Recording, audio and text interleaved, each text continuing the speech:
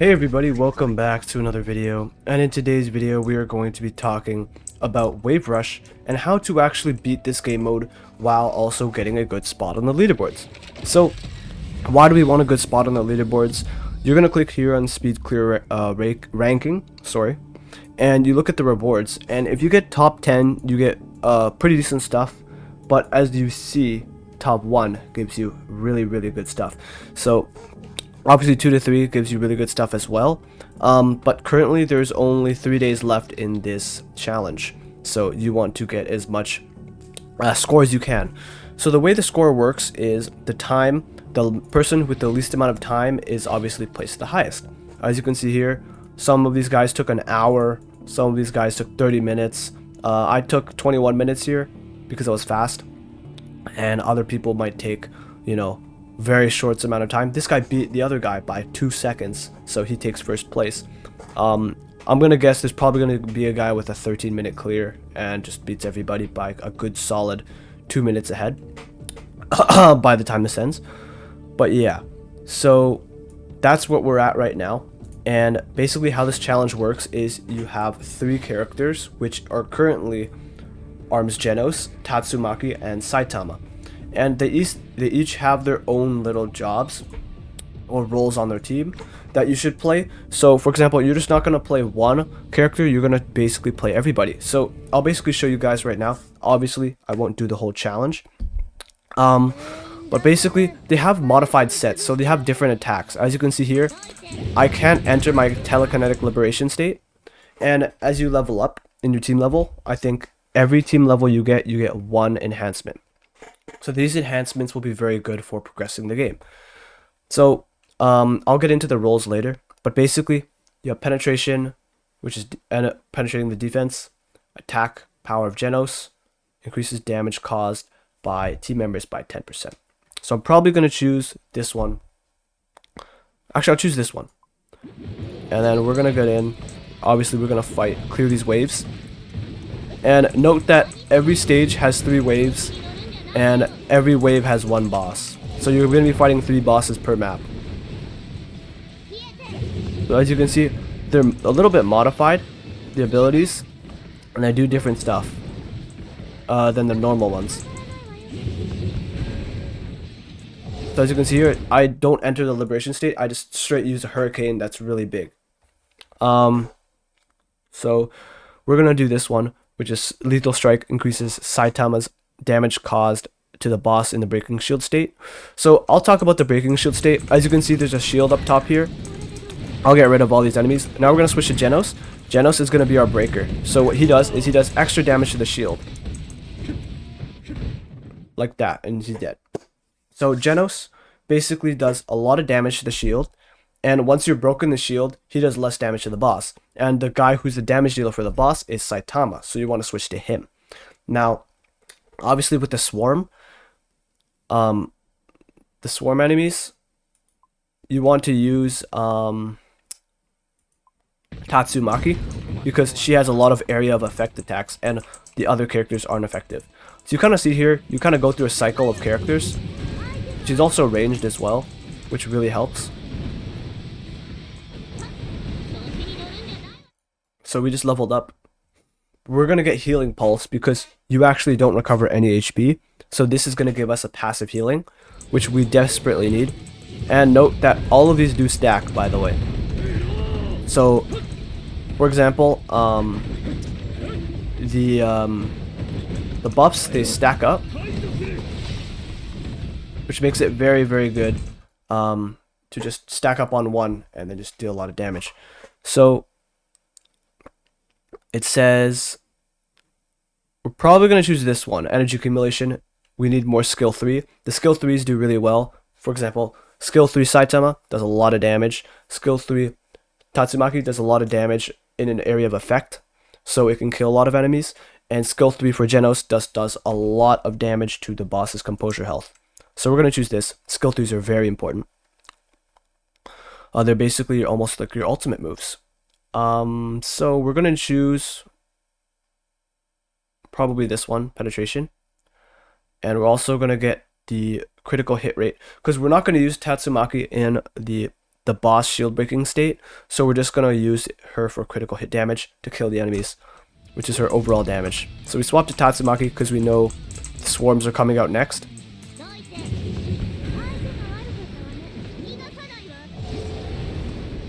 Uh-oh. Don't have any abilities left. Also, the guys infused in red have more HP, basically. That's what it is. Okay, toilet monsters incoming. So we just killed all the enemies. So after we're done that, we're going to use Genos. And a quick thing to note with Genos is you see that bar on the bottom? Basically, the bar is accumulated by using skill 2s. And these skill 2s will give you firepower. So now this firepower will actually be used in skill 3. So basically, the more firepower you have, the longer your skill 3 will hit. And this is good because skill 3 does a lot of damage. So as you can see here, we're using this mode. Oh no, he's already broken. Shoot, we go Saitama. Nice, he's dead. Okay, there we go. We killed the battle. We basically beat them. And that was the first stage. It only took me 1:44, so that's going to be added to my total score, right? So the next battle will be instantly transported into there. We'll have basically a mini game. So, or not the mini game, an effect. So the effect is there's a rock with HP, and if you kill the rock or you break the rock, then it releases a bomb. And that if you get any monster close to the bomb will explode over time, and it will deal massive damage. Now, the bomb is very finicky. You have to like hit it to the enemy, and it's really difficult. So I suggest not even doing that. I suggest completely ignoring it. So we're gonna choose this because all of these are kind of useless. Critical hit rate is pretty good. Attack power is pretty good. We don't want this one because for the shield breaking state, we're gonna use Saitama. So we're probably gonna choose just attack power. We're actually gonna choose this because we recover even more health every 5 seconds, which is very good. So we're just gonna use our ability, that, and we're gonna take out a lot of these enemies. Nice. Okay, so another wave of these are gonna spawn, and as you can see here, you can also see the status of the abilities that went already. Okay, so there's a lot of enemies here. We just gotta get rid of them. Nice. So we go Genos. Try to break them as fast as possible. Nice. We use our R first, because our R actually gets us into the hot-blooded mode. So if you use the R, it actually initiates hot-blooded. Usually, with a normal character, you use the R ability last before the hot-blooded mode ends, because it instantly ends your hot-blooded mode. Now you don't do that with this one. It's actually reversed. You use it first to enable the hot-blooded mode, and then your abilities are enhanced. So as you can see here, just delivering a beatdown on the boss. So now we're going to swap back to Genos. We're going to use your E to give us more firepower. And the boss is on the other side of the map. Okay, so we're going to run to the boss. Where's he going? Okay, well, this is not good. We're kind of just not breaking the shield fast enough, so we're going to lose a lot of time here. So, we got him. Combo the boss. And as you can see, the green, if you look at the R ability, there's a little bit of green on it. And that means how many attacks I have used to fuel it. Now, why is this important? There's a timer right here. But the timer doesn't give me my ability. Me using my attacks does.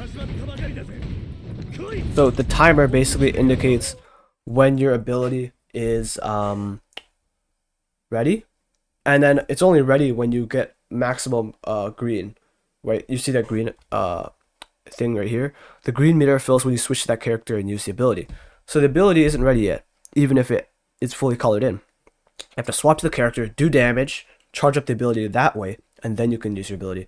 So this way, there's a little bit of balance between cycling through abilities for your skill 3s. Now we're going to use critical damage. Or does attack power do anything? Does it do anything for the... I don't think so. We're going to get more attack power on Tornado.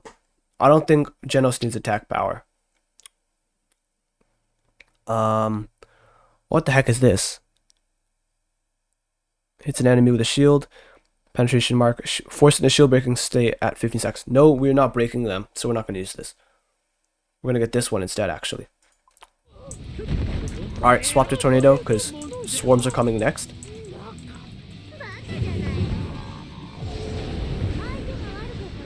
Good damage.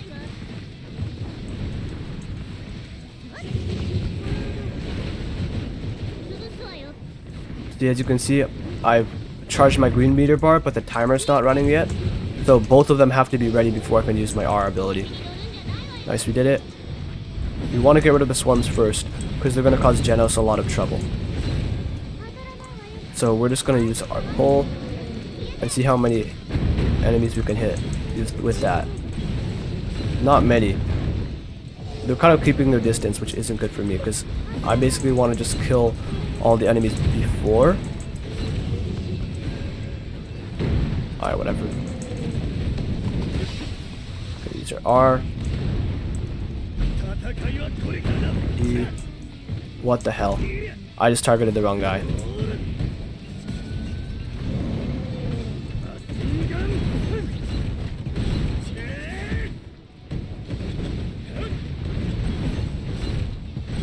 Ow. I don't like that knockback at all. There we go, we got him broken. Now we're gonna go to Saitama.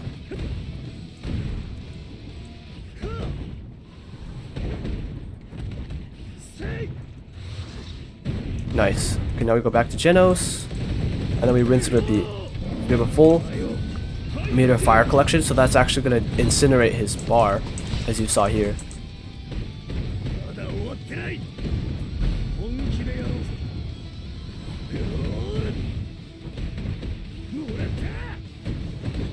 Oh, he's almost dead.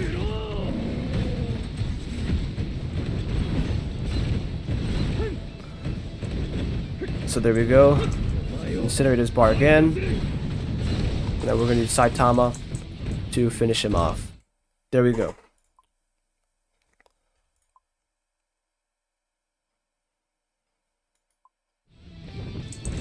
That's how you do that. Alright? So that's what you need to know about basically the mode. Let me think. I think obviously the abilities are changed, so I think her Tatsumaki's R actually increases their range every time she has a spear right here, as you can see in the mode. She actually has increased AoE, which is very solid. So you want to have a lot of spears on her. I forgot how to get them, but yeah. So we broke him. Final punch.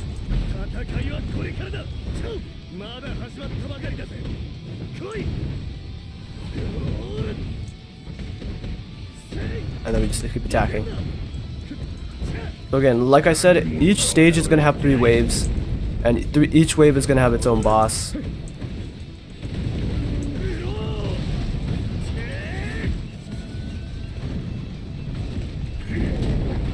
And each character has their own role.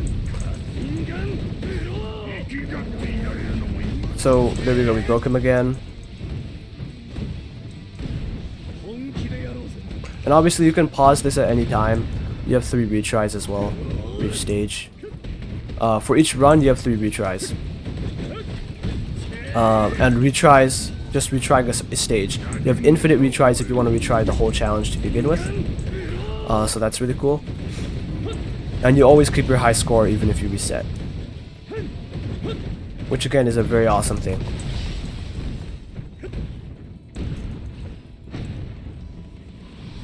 Now we're not doing the best.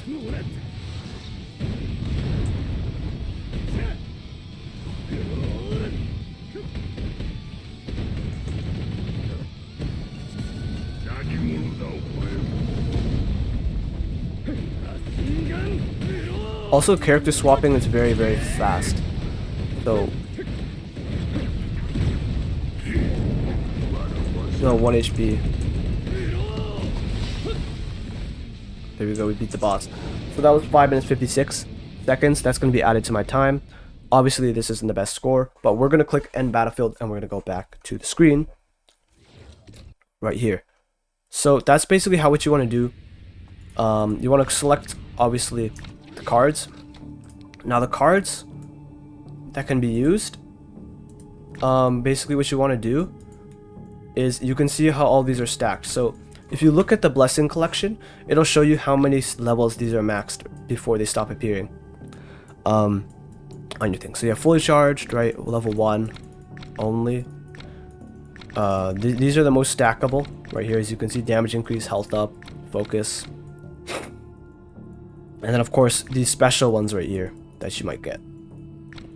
So eventually I feel like you'll get most of these.